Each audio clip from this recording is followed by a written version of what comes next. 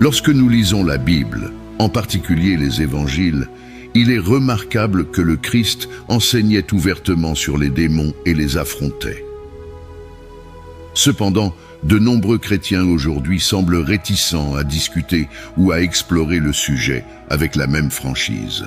La démonologie, la branche de la théologie qui se consacre à l'étude de ces entités spirituelles malveillantes, présente un contraste intrigant avec la fréquence à laquelle les démons sont mentionnés et confrontés dans les textes bibliques, en particulier dans les évangiles, qui documentent le ministère de Jésus-Christ sur terre. Cette réticence contraste non seulement avec l'approche directe de Jésus, mais soulève également des questions sur la cohérence entre la reconnaissance de la réalité démoniaque et l'application pratique de cette connaissance dans la vie spirituelle quotidienne des chrétiens.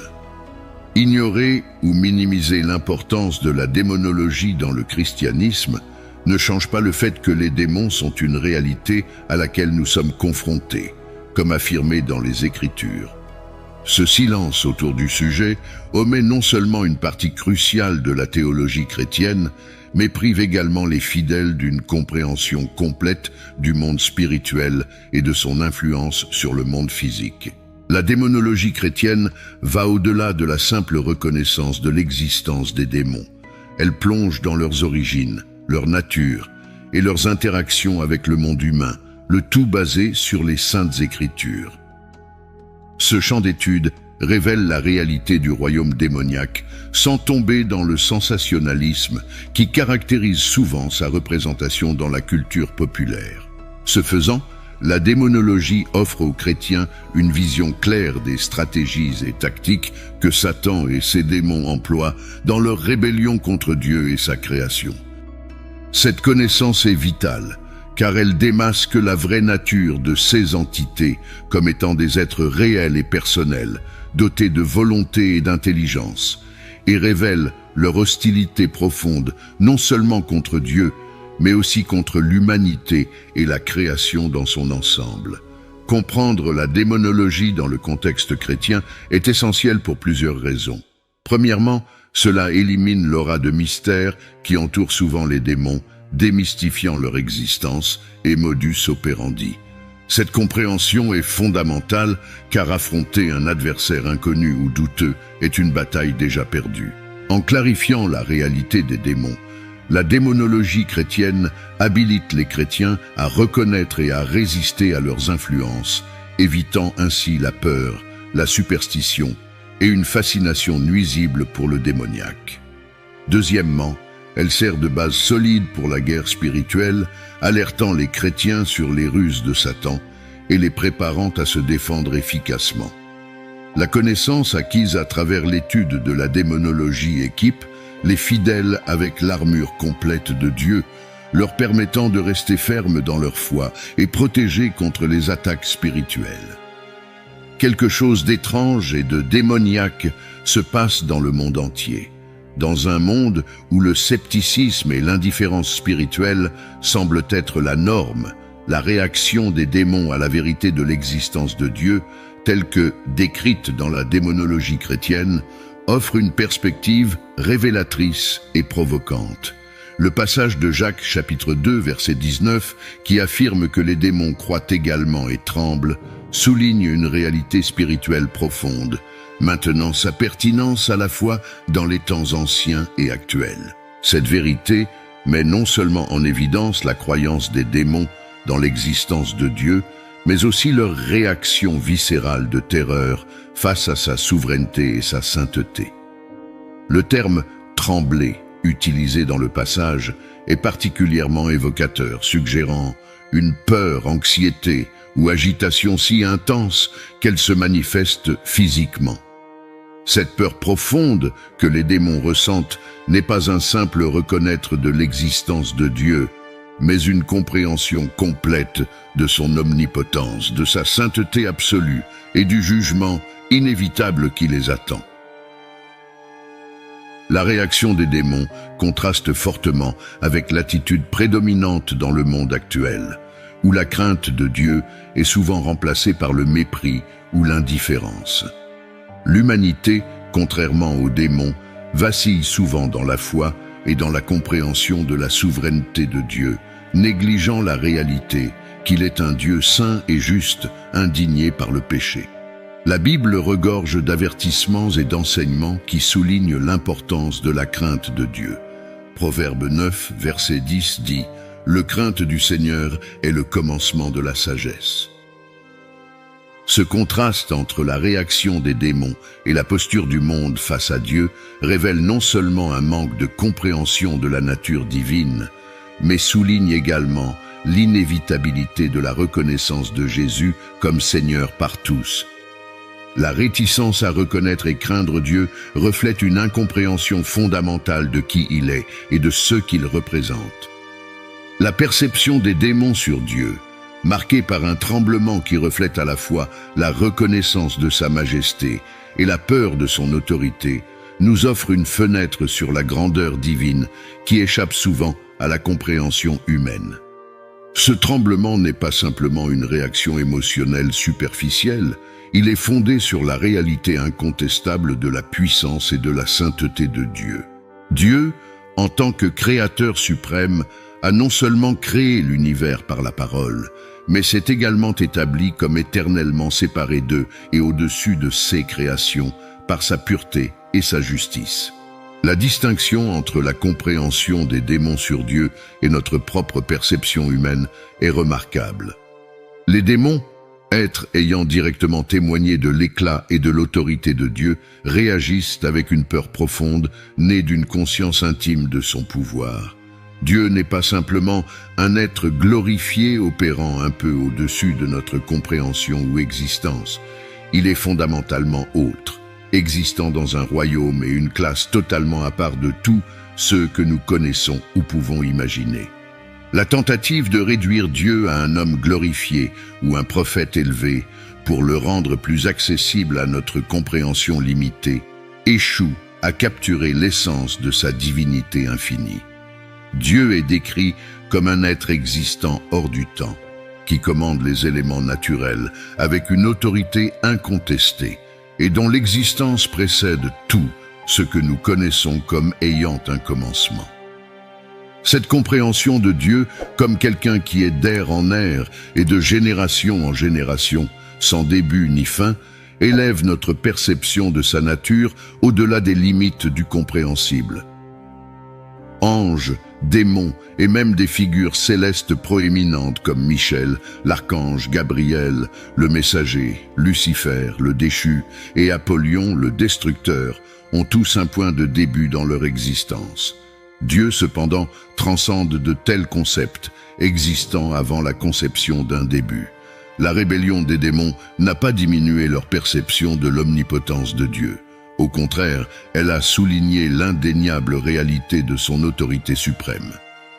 Ils tremblent non pas dans un geste de révérence, mais sous le poids d'une peur profonde, pleinement conscients de leur position comme adversaires du Tout-Puissant. Cette compréhension tangible et profonde de la crainte de Dieu, manifestée par les démons, sert de rappel puissant pour les chrétiens de la bataille spirituelle constante dans laquelle nous sommes engagés, et de l'autorité inhérente au nom de Jésus. Le nom de Jésus est reconnu et craint même par les forces démoniaques, se distinguant comme un symbole de puissance et d'autorité divine qui transcende tous les autres noms. En méditant sur la Bible, nous découvrons une vérité puissante et réconfortante. La mention du nom de Jésus-Christ a le pouvoir de faire trembler les démons et de dissiper la peur dans les situations les plus terrifiantes. Cette réalité sert non seulement de source de confort pour nous, les chrétiens, mais aussi comme un appel vigoureux aux armes dans la bataille spirituelle continue contre les forces du mal. Historiquement, l'humanité a été confrontée à des phénomènes qui défient les explications naturelles, des événements souvent attribués à l'activité démoniaque ou paranormale. Ces expériences peuvent être profondément perturbantes, laissant les individus remettre en question non seulement la réalité qui les entoure, mais aussi leur propre santé mentale. Cependant, c'est précisément dans ce contexte de terreur et d'impuissance que le pouvoir du nom de Jésus se manifeste avec clarté.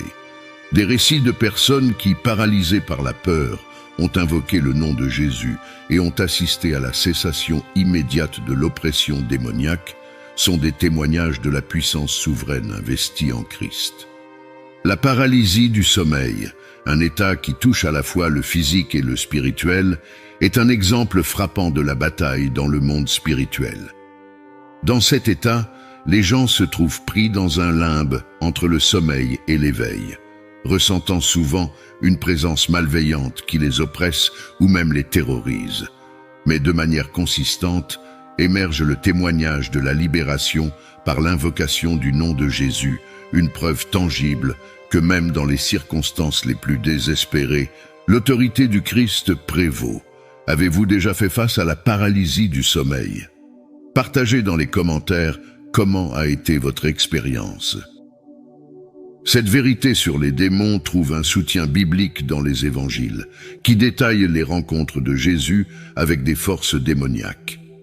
La réaction des démons à sa présence, un mélange de reconnaissance, de peur et de soumission, souligne l'autorité incomparable de Jésus. L'évangile de Marc, par exemple, relate la rencontre de Jésus avec un homme possédé par une légion de démons, une narration qui illustre non seulement la reconnaissance des démons face à Christ, mais aussi leur peur et leur supplication pour qu'il ne les tourmente pas. Ce récit, tant ancien que contemporain, renforce la position privilégiée des chrétiens qui, en demeurant fermes dans la foi, sont investis de l'autorité accordée par le Christ. Ils servent de rappel de la réalité du mal, mais aussi de la victoire garantie par le nom de Jésus. L'expérience chrétienne, par conséquent, n'est pas seulement un voyage de foi personnelle, mais une participation active dans la guerre spirituelle, équipée de l'autorité du nom qui est au-dessus de tous les noms. Les récits qui circulent à travers les siècles, que ce soit dans les pages sacrées de la Bible ou dans les témoignages contemporains de chrétiens à travers le monde, convergent vers un point fondamental, la souveraineté absolue de Jésus-Christ sur toutes les entités du royaume spirituel. Cette vérité, reconnue de manière constante tant par les démons que par les anges, souligne l'autorité incomparable que Jésus exerce sur le cosmos. Les démons, êtres en éternelle rébellion contre la divinité, sont contraints de reconnaître la suprématie du Christ, une reconnaissance qui se manifeste dans leur peur palpable et soumission involontaire. Ce fait met en évidence la victoire définitive que Jésus a remportée sur les forces du mal à travers sa mort sacrificielle sur la croix et sa glorieuse résurrection. Ce reconnaissance démoniaque n'est pas seulement une curiosité théologique, c'est une démonstration de la réalité du pouvoir de Jésus et un rappel pour les chrétiens de la victoire sur le mal qui leur est acquise par héritage. La présence du Saint-Esprit à l'intérieur des chrétiens, le même pouvoir qui a ressuscité Jésus d'entre les morts, est une source de force et d'autorité spirituelle. Ainsi, face à des rapports croissants de rencontres démoniaques et de phénomènes paranormaux, les chrétiens sont appelés à réaffirmer leur foi dans le nom au-dessus de tous les noms, Jésus-Christ.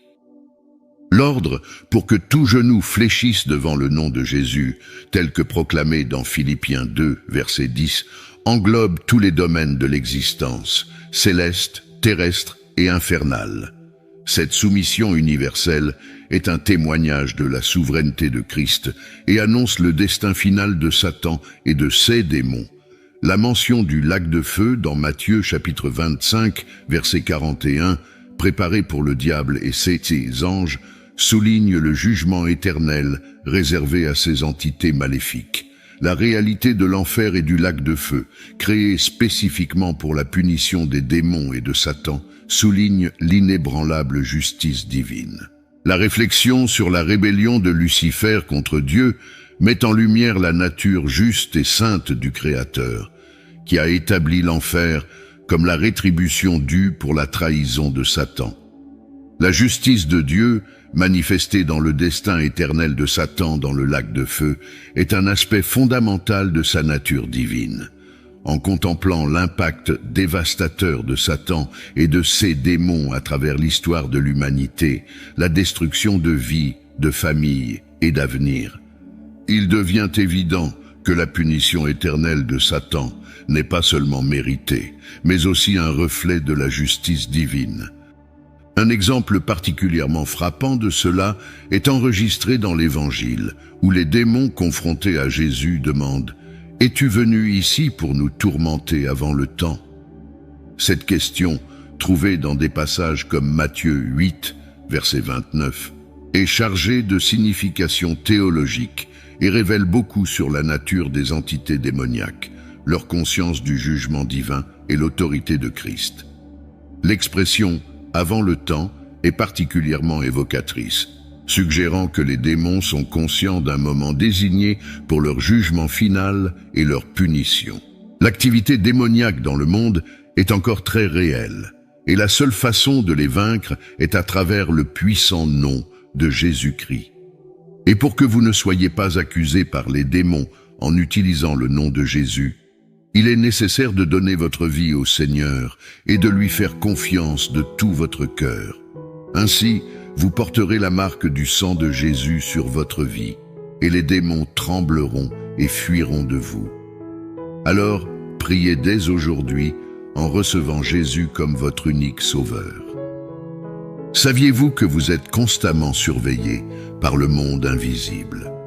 Nous vous invitons à regarder notre vidéo où nous explorons ce sujet plus en profondeur. Cela vous surprendra. Alors, cliquez sur la vidéo qui apparaît à l'écran et vérifiez.